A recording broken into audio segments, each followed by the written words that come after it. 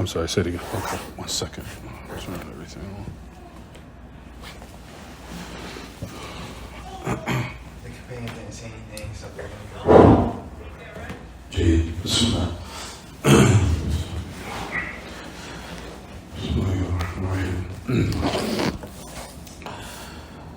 الحمد لله وحده والصلاة والسلام على من لا نبي بعده وعلى آله وصحبه ومن تمسك بسنته إلى يوم الدين وسلم تسليما كثيرا أما بعد.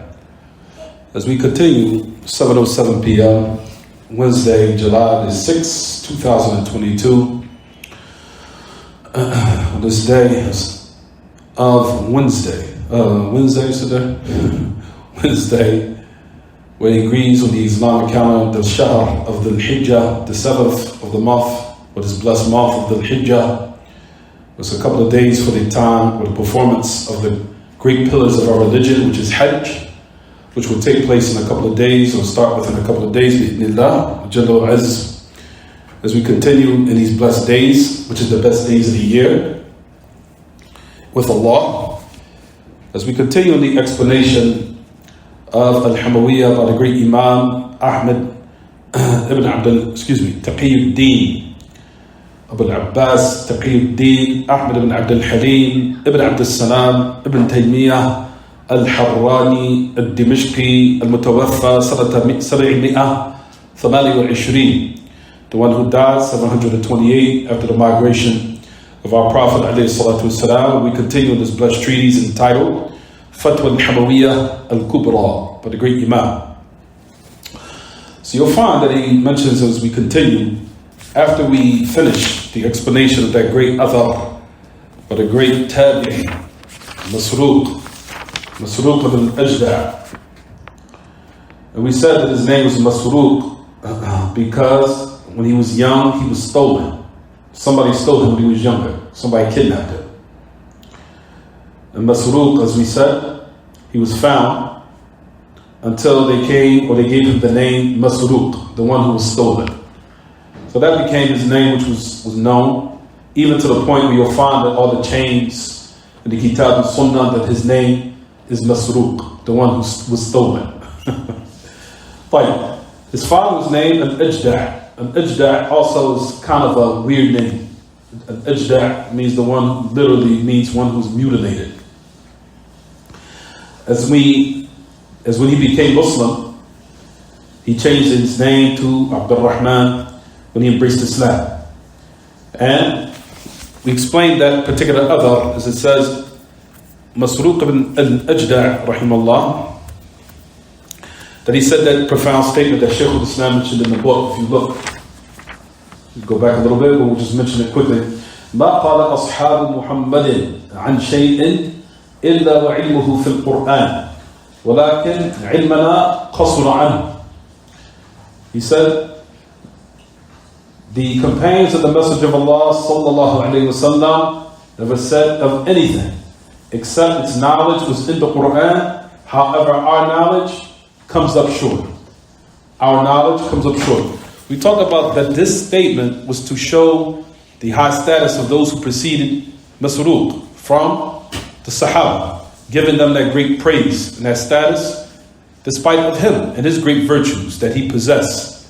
Because he was from the Tabi'een, those who were upon great status, but he showed respect and reverence to the one, or for the ones who preceded him.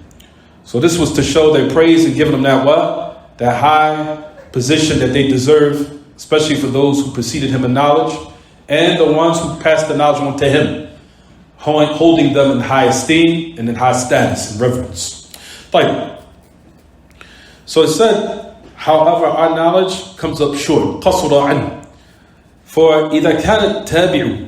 So it says, you'll find that the great Imam Muhammad ibn Jami, rahimahullah, he said about this point. He says, إِذَا التَّابِعِ يَعْتَرِفُ أَنَّ عِلْمَهُمْ قَصُرٌ وَعِلْمُ الصَّحَابَةِ أَوْسَعُ وَأَدَقُّ يأتي تابع التابعين يعترفون للتابعين كهذا الاعتراف وهكذا كل لاحق يعترف للسابق بالعلم والفضل والمكانة والفقه ولا يستحقره ولا يطعن في علمه ولا يدعي أنه أعلم منه إلى أن جاء الخلف المتخلف فزعم أنه أعلم من السلف فرية ليس بعدها فرية. He said, you'll find, if this is a tabi'i saying this about the Sahaba, and you'll find that he's confessing and showing that his knowledge is what comes up short, and that the knowledge of the Sahaba was vast, and it was what? It was the most accurate and precise. For verily, the tabi'in, meaning the followers of the tabi'in, this is a tabi'i, then those who came after the tabi'i are called what, everyone? The tabi'in. Those who followed the tabi'in. He says, يأتي تابع التابعين يعترفون للتابعين كهذا الاعتراف. He said, look into the chain of how people respect one another. For those who come one after another as far as in their generation and time. How one confesses for the other of what they possess of what? Virtue. From those who preceded them. Showing them respect. He says, كل لاحق يعترف للسابق بالعلم والفضل. Every person who came later, you'll find, or the person that came after, that they profess and they show for the one who preceded them of acknowledgement of their what? Of their knowledge and their virtue and their status and their understanding. He said this shows how what? Our religion, how everything is accurate and precise. You'll never find in any one of them holding them to be lowly. You'll find that they never, for example, reprimanding them or condemning them, or finding them that their knowledge was basically what? Insignificant, and it was in any type of what? And it didn't stand for anything. Or you'll find that they disparaged them, degrading them, humiliating them, or that we, or the younger generation that are coming, we're more knowledgeable than them. They have no idea what they were talking about. He says, until the later generations came, and you'll find that they are the ones that now claim that they're more knowledgeable than the Salaf. He said, which is a fabrication, nothing coming after greater than this type of fabrication. Let's go and now continue with Shaykh al-Islam in the next part of the book. Let's read it. You see the next part, the next paragraph? So if we look to the next paragraph, look to what it says. وَهَذَا الْبَابُ الْوَاسِعُ قَدْ بُسِطَ فِي مَوْضِعِهِ والمقصود هنا التنبيه على أصول المقالات الفاسدة التي أوجبت الضلال في باب العلم والإيمان بما جاء به الرسول صلى الله عليه وسلم وأن من جعل الرسول غير عالم بمعاني القرآن الذي أنزل إليه ولا جبريل جعله غير عالم بالسمعيات لم يجعل القرآن هدى ولا بيانا للناس. So let's start in a new paragraph today. He said, the great Imam al-Mujaddid, Shaykh al-Islam Taymiyyah rahimahullah, starts in this new paragraph, everyone. He said, هذا باب واسع قد بسط في موضعه.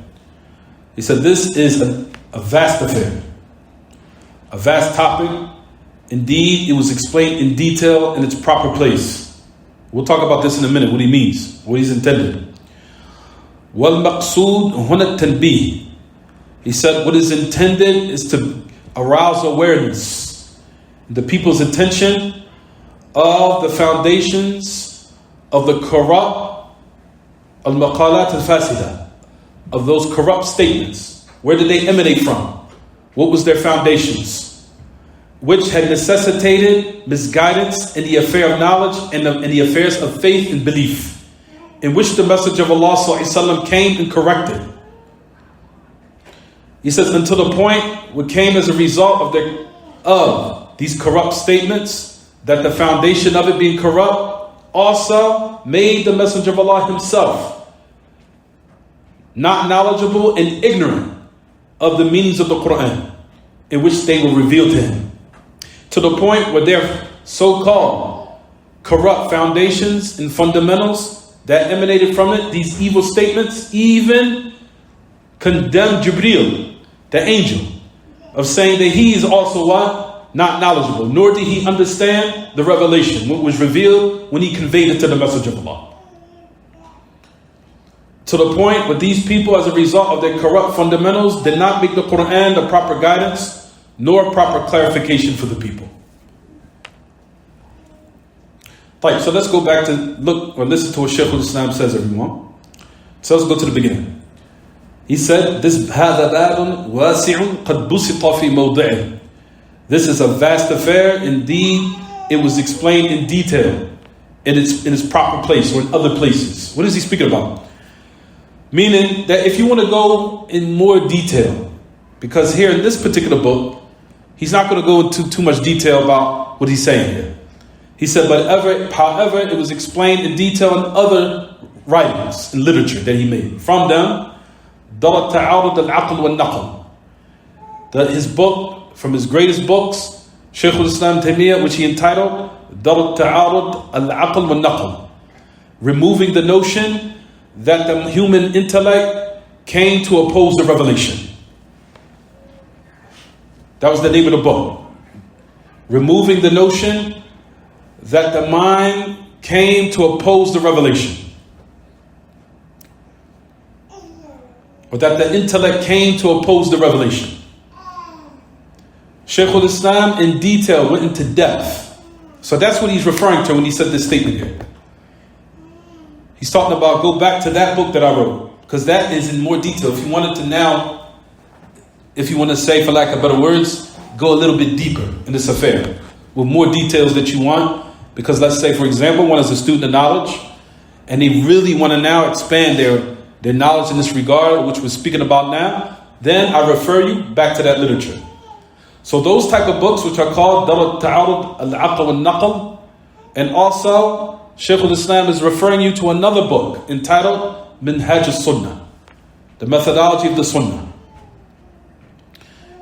That's also another book that he's referring you to, which you'll find that Shaykh al-Islam did an extensive work in refuting the usul, the foundations of the Shia, and dismantling them and destroying them and chopping them down by their own fundamentals.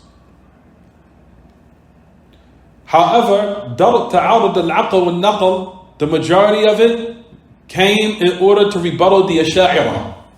The Asha'ira, the deviant sect who are the Asha'ira, which you'll find that the majority of the Muslim world has adopted their ideologies and their principles and their beliefs. So دَرَ التَّعَارُض الْعَقْلِ وَالنَّقْلِ was in regards to what? Refuting the Asha'ira. In which you'll find that Ibn al-Qayyim said in the poetry, اقرأ العقل والنقل الذي ليس له نظير ثاني. He said, read دَرَ التَّعَارُض الْعَقْلِ وَالنَّقْلِ, you'll find nothing similar to it. Meaning in his refutation against the Asha'ira and nullifying their principles and their foundations. And Shaykh al-Islam displaying and ridding the minds of the ambiguity that the human intellect was made to oppose the revelation. Shaykh al-Islam reversed it. And he showed how the human mind was made to submit to the revelation and to follow it and to make it a means as a source of what? Proper guidance for the people can be properly guided in their lives and in this world. So they can attain ultimate happiness in the hereafter. So دَرَ التَّعَارُض الْعَقْلِ وَالنَّقْلِ was in regards to the Asha'ira, because the fitna of Shaykh al-Islam during his time, brothers and sisters, is that people thought that the Asha'ira was the people of the truth. Similar to these days and times. You'll find there will always be someone standing in the face of evil people who try to come in a cloak of Salafiyah like today. Same thing what happened with the deviant sects from 10 to 20 years ago for Abu al-Hasan al-Ma'ribi and other than that. Those who came and thought that the path was clear when the major mountains of knowledge died. From them, Shaykh Abdul Aziz ibn Baaz and Shaykh Muhammad Nasir and Imam Abdul Aziz ibn Baaz wa Imam Muhammad Nasir al-Albani wal Imam Muqbil ibn Hadi al-Wadi'i. When these Imam passed, he thought that the road was clear for him to start what? Propagating his misguidance amongst the people so they can be misguided in the cloak of Salafiyah. Didn't realize there was a what? Allah put someone waiting in the road for him. Al-Imam Rabi' ibn Hadi. Didn't expect it. Destroyed him. Allah will always put somebody in the road in order to stand for the truth, to dismantle the nonsense that the people come these days with.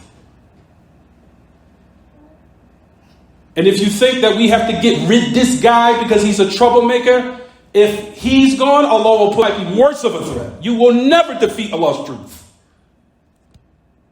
Because the truth, brothers and sisters, is bigger than me, it's bigger than you, it's bigger than even the people who want corruption. It's about Allah. Do not think that there will never be someone who will stand for the truth in a way when you think that someone stated in your way. This guy's a problem, get him out of here. Allah might send someone, put someone in that place that's way stronger, more eloquent, and that can now dismantle and make it clear to the people that you're upon misguidance. This da'wah is bigger than everyone. It's about Allah. It's not about being sneaky. Is it clear, everyone? Jiggy. So those affairs from those who stood in the face of this type of misguidance was Shaykh al-Islam Taymiyyah. His fitna during this time was the Ash'ari. The majority of the people thought the Ash'ari were the people of Sunnah. That's what they thought. They thought they were the people of the truth until Shaykh al-Islam came, and you would notice that the majority of his literature and his writings was against them. Even though Shaykh al-Islam wrote rebuttals and refutations against all the deviant sects, all of them. From the philosophers, from the Christians, to the end of it. From the Jahmiyyah. We're not talking, but you'll find that a lot of his focus was where? It was on the people who are what? Who the people would be confused with the most, who are what at his time? Who's the Ash'ari. Because he knew that the danger came from those who thought that they were what? The people of the truth. That's why he knew that they were the most dangerous and the most detrimental. That's why he made his primary focus on what? On them. Because you'll find that the people from the common folk will always say, oh, what's your beef with him? It seems like you guys got something personal going on. Man, you always focusing on these people. What you got some beef with them? No, Shaykh al-Islam knew that they were the most dangerous. Because they seemed like as if they were what? The people of the truth. They looked like... That's why a lot of people misunderstood the statement of Shaykh al-Islam Taymiyyah, where he said that the Sha'ira were the closest to the people of Sunnah. Why did he make that statement? He made it to say that they were basically the most dangerous because they were the closest in characteristic. But he was trying to acknowledge at the same time, they're not from them. But I'm letting you know that what? The reason why you're fooled by them, because you think that they're what? They have characteristics that are so close that you think that they are, but they're not. But I'm exposing for you. Is it clear, everyone? And that's happened with Shaykh al-Islam during his time. So Shaykh al-Islam, he goes on to say, he said, كما تقدم عند الحديث عن أهل التجهيل الذي أنزل إليه ولا جبريل وجعل كذلك جبريل لا يعلم. So now let's go to the second part. So this is what he goes on to say. Shaykh al-Islam is returning back to what he said. والمقصود هنا التنبيه على أصول المقالات الفاسدة التي أوجبت ضلال في باب العلم والإيمان. He said, what is intended here is to bring awareness and make people attentive upon the foundation of corrupt statements which necessitates misguidance in the affairs of knowledge and faith. Maqalat al-kalam. So what Shaykh al-Islam is speaking about is the statements of the people who are affected by philosophy, who follow Greek philosophy. And they're called people of kalam, they're called people of rhetoric. And we know that they come for what? With very corrupt statements. وَمَقَالَات الْمُتَصَوِّفَةِ. So Shaykh al-Islam is speaking about who are these people with corrupt principles or fundamentals that necessitates that evil, corrupt statements emanate from them. Number one at the head of them was the people who were affected by Greek philosophy, who are what? The people of Ahl-Kalam. The people of rhetoric from the Muslims. From the Muslims. Yes, they are. The Muslims who follow the way of the Jahmiyyah, the Mu'tazila, and the Ash'ari, and the Maturidiyya are affected by Greek philosophy. Because the affair of pertaining to what? Putting the intellect over the revelation was an affair of the Greeks. To glorify the intellect or to glorify rationality, those affairs emanated originally from where? From the Greeks. The Greeks are the ones that came with those type of corrupt principles.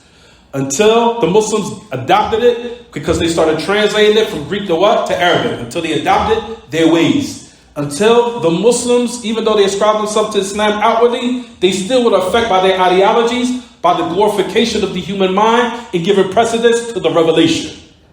So that's what Shaykh al-Islam is talking about, the Muslims here, that were affected by them. So he's speaking about them here in the context where he's saying, مقالات أهل الكلام ومقالات المتصوفة. The people of rhetoric that were affected from the Muslims by Greek philosophy. And that goes a refutation against that khabith, that he is a khabith min akhbath al-nas. Muhammad Hijab, most akhbath people I've ever heard, using Greek philosophy in order to what? Call someone to Islam. When using Greek philosophy to what? In order to so-called establish the truth. So you're trying to establish falsehood in order to call someone to the truth by using falsehood. It's not going to work. Min akhbath al-maqalat. Anyway, for what it says, everyone, you'll find that it says in these particular narration, في باب العلم والإيمان من جاء به الرسول وأن من جعل الرسول غير عالم بمعاني القرآن الذي أنزل إليه. He said the affair of knowledge and faith in which the message of Allah ﷺ brought clearly. So let's go back to what Shaykh al-Islam said, so we can read it quickly. It said, وَأَنَّ مَنْ جَعَلَ الرَّسُولِ, meaning that the corrupt foundations of people, meaning you'll always find that when a person's fundamentals, their fundamentals are corrupt, usually they're what? They're going to come with incorrect actions and incorrect what? Statements. How many people do we know that did not understand the religion of Islam properly with improper what? Understandings in their belief until they utter statements of kufr and they don't even realize it. For example, I just want the Quran, those hadith, take it and throw it in the garbage. Hey, that's kufr. Yeah, I know that's the sunnah, but hey, it's kufr. Do you realize what you're saying? But a lot of the Muslims don't realize what they're saying because they were never educated properly. They never was cultivated properly until they come with evil, corrupt statements that emanates from what? Incorrect fundamentals, incorrupt fundamentals. For verily, you'll find that Shaykh al-Islam goes on to say, the statements of the people from the Muslims that are affected by Greek philosophy, and the statements of the Muslims who are affected by Sufiya, and the statements of the Muslims that believe that Allah is everywhere, or that Allah is in everything. He said this emanates as the result of corrupt fundamentals. So this is what he goes on to say. Corrupt fundamentals in what affair? So now go back to your book. In the affair of knowledge and faith and belief, in which the Messenger of Allah ﷺ came and clarified and laid it down. Until the point you'll find that their evil, corrupt statements made the Messenger of Allah not knowledgeable of the meanings of the Quran in which it was revealed to him. All these deviant sects that we just mentioned, that we just already mentioned in the previous chapter in Hadith, when we mentioned and talked about how the Messenger of Allah ﷺ, based upon their corrupt fundamentals, made him ignorant of the characteristics of Allah, of what they mean. Meaning they had no meanings to them. So when the Messenger of Allah ﷺ raised his hands in dua saying, "Oh Allah, the all-hearing, the all-seeing," he had no idea what he was talking about. Or the dua, the beautiful, beautiful dua. When the Messenger of Allah ﷺ said in that tremendous dua that one should memorize, Allahumma rabb as-samawati wal-ard, wa rabb kulli shay, faliq al-habbi wal-nawa, munzil al-tawrati wal-injili wal-Qur'an al-azim. أعوذ بك من شر كل دابة أنت آخذ بناصيتها أنت الأول فليس قبلك شيء وأنت الآخر فليس بعدك شيء وأنت الظاهر فليس فوقك شيء وأنت الباطن فليس دونك شيء اقضي عن الدين وأغنني من الفقر. This beautiful dua, based upon the principles of these people from the people of Aql or Aqliyat, said that the Messenger of Allah had no idea what he was talking about here in this beautiful dua. So he just made this long dua with sentences and words in its proper place, but he had no idea what he was talking about. So he said, "Oh Allah, oh Allah, Allahumma rabb as-samawati wal-ard, the Lord of the heavens and the earth, rabb as-samawati wal-ard, wa rabb kulli shay, the Lord of everything, faliq al-habbi wal-nawa, the one who sprouts the seed, and the one who breaks it open and allows it to grow. فَالِقَ الْحَبِّ وَالنَّوَى, the one who revealed and sent down from above the Torah and the Injil and the Quran al-Azim. I seek refuge in you from the evil of every dabba, everything crawling on the earth, that you hold by its forelock. You are the first, nothing is before you. You are the last, nothing is after you. You are the highest, nothing is above you. You are the nearest, nothing is more closer than you. Remove from me my depths and take me out of what? Poverty. Based upon these people from the Ash'ari and the Maturidiyya and those who are upon the people of Tafweed, the Messenger of Allah had no idea what he was talking about. Notice the Messenger of Allah in his beautiful dua, brothers and sisters, he said, you are the first, nothing is before you. The Messenger of Allah knew what the first means of a characteristic of Allah. Meaning, oh Allah, you have no beginning to you. There is no beginning. And you will never have an ending. The Messenger of Allah didn't know what he was talking about when he mentioned these characteristics of Allah. He understood clearly the Messenger of Allah ﷺ when he said about his Lord subhanahu that Allah is the first, meaning he had no beginning. And that Allah being last, meaning Allah will have no ending. And that Allah Ta'ala is the highest and the highest above the heavens. Nothing is more higher than him. And he's at the same time, even though he's a high, he is closest to us in our knowledge, or in his knowledge, in his knowledge, nothing is more close to him. The Messenger of Allah ﷺ, based upon their understanding and their corrupt principles, he had no idea what he was speaking about. And that, notice the Messenger of Allah, this particular dua, he knew what they meant when he said the first, and he explained it. You are the first, nothing is before you. He explained it, so it means that you know he what? Understood what it meant. That's why he used it in this context here. You are the last, nothing's after you. Which to let you know the Messenger of Allah well understood. Based upon these people, they say that the Messenger of Allah ﷺ was ignorant. He had no idea what he was talking about. So we came later and explained it for you. And that the only way it could be understood properly is based upon our rationality and our intellects. And we'll give you the proper meaning of it. That's not the meaning in which the Messenger of Allah intended, or the meanings that the Messenger of Allah intended was not the actual intention. What is intended here is what so-called agrees with the human mind, which is that there is no meanings to them.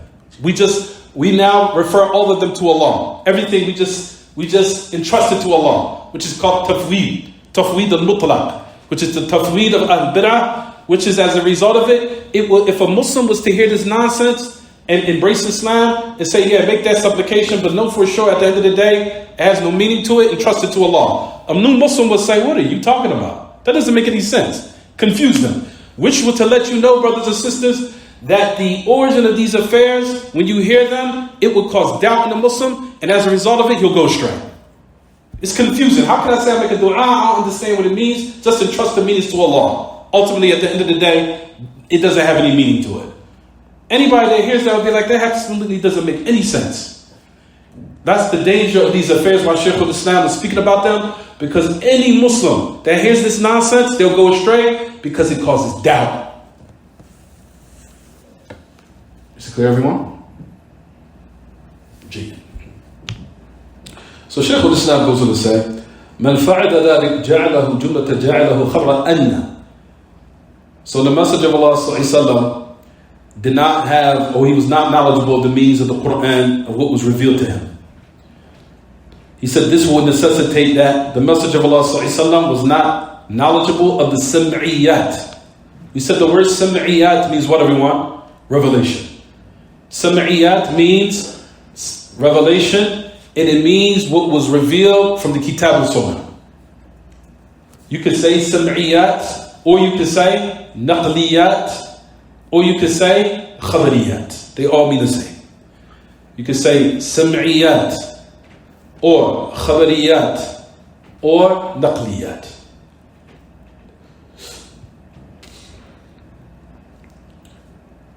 They say that the Messenger of Allah ﷺ did not have any knowledge of the sam'iyyat, meaning the meanings of the Kitab and Sunnah. in the meanings of the wahy. Because they say, حتى الأحاديث, even the Messenger of Allah ﷺ, especially in the affairs of what's pertaining to Allah's name and attributes, he had no knowledge of that, nor did he have any knowledge of his meanings. So this comes as a result of it.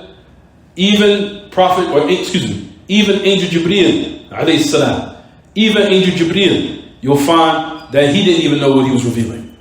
He had no idea. I just carried it, conveyed it, that was it. I have no idea. Does it have any meaning?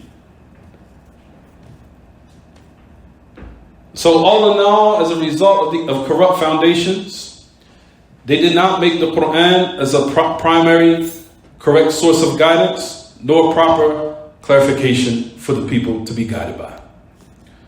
Rather, so what's the Quran? What's the Quran and what's the Sunnah? Just words that ones recite, just like that.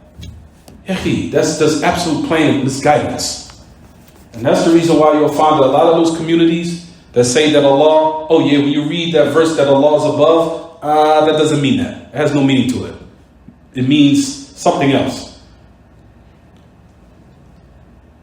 Something in that, you'll find that, for example, that all the prophets and the messengers believe Allah was above. All of them. That was an affair in which all the prophets and the messengers believed Allah was above the heavens. Even if you hear, even though there was remnants with the Christians in their book, even though it's been distorted, even though they say the incorrect statement, but they're affirming that Allah is above. They say, our Father, we're in heaven. They're affirming the ulu, even though you know the affair of Father is incorrect. But the affair of what's pertaining to aboveness, you see that they were affirming it. Even the person who is the most evil of people affirmed that Allah is above. And that he learned it from Prophet Musa. What's the example? The example is when Pharaoh said in the verse, where he said, Ya Haman ibni li sarhan la'alli ablughu al-asbab. Asbab as-samawat fa'attali'a ilahi Musa wa inni la'adhunnuhu kadhiba. It says in the ayah, Allah subhanahu wa ta'ala says in his book that Pharaoh said, he said, oh Haman, build for me a high lofty tower going up, so I can seek the ways of the heavens, so I can see the Rabb of Musa. Where did Pharaoh get that from? Except that he learned from Musa that his Lord was above and he heard it from him. That's why he commanded Harun to build him a high lofty tower going where? Up towards the sky. So even Pharaoh himself affirmed that what? And he heard it from who? From Prophet Musa. That Allah was above, until the point where he wanted to what? Discredit him and condemn him and try to make him look like a fool by building a high lofty tower that reaches the heights of the heavens. So I can see the Lord of Musa, because indeed I think he's a liar. How did Pharaoh say, you know what? That's you know what, Musa? That's the literal meaning. I don't believe that. I'm going to take the so-called warped logical meaning. No, Pharaoh understood, okay, you believe Allah is above. All right, I'm going to build a high tower to prove you otherwise. So that's to show what? To prove and affirm that Prophet Musa also believed that what? Allah was above. Is it clear, everyone? Time to stop here. We'll continue tomorrow, inshallah. Any questions about the lesson?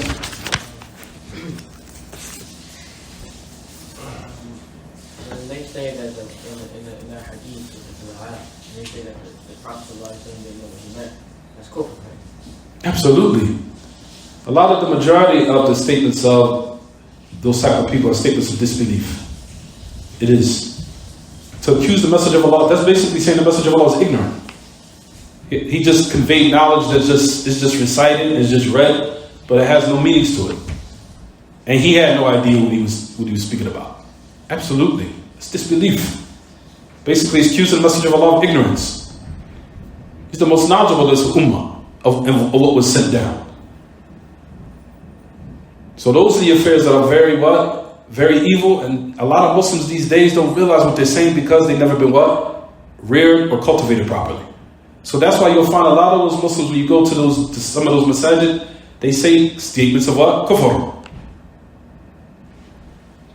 They say statements of kufr. You'll find out, Christmas is okay. What's wrong with that? Ooh. Yeah, it's a paganistic holiday, so what? So what? Did you study the usul of the religion of Tawheed and Sunnah and Shirk and things of those matters? And that those affairs, if you celebrate them, can nullify Islam? Especially if you indulge in affairs that pertain to paganism? Those are the greatest of all sins. There's no sin greater than that. Affairs pertaining to polytheism, to the point Allah Himself said that if you die by that, He will never forgive it. It's the result of what? Lack of education and people who do not take their time to cultivate the people properly. And these are the days we live in now. All people care about is likes, views, and a bunch of conversations and videos where people are on panels talking, but it's not true education and knowledge. It's not.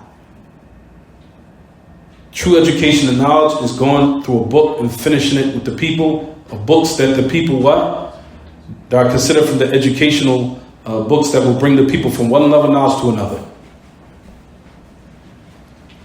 And sticking to that. No, follow. Anything else? Anything else?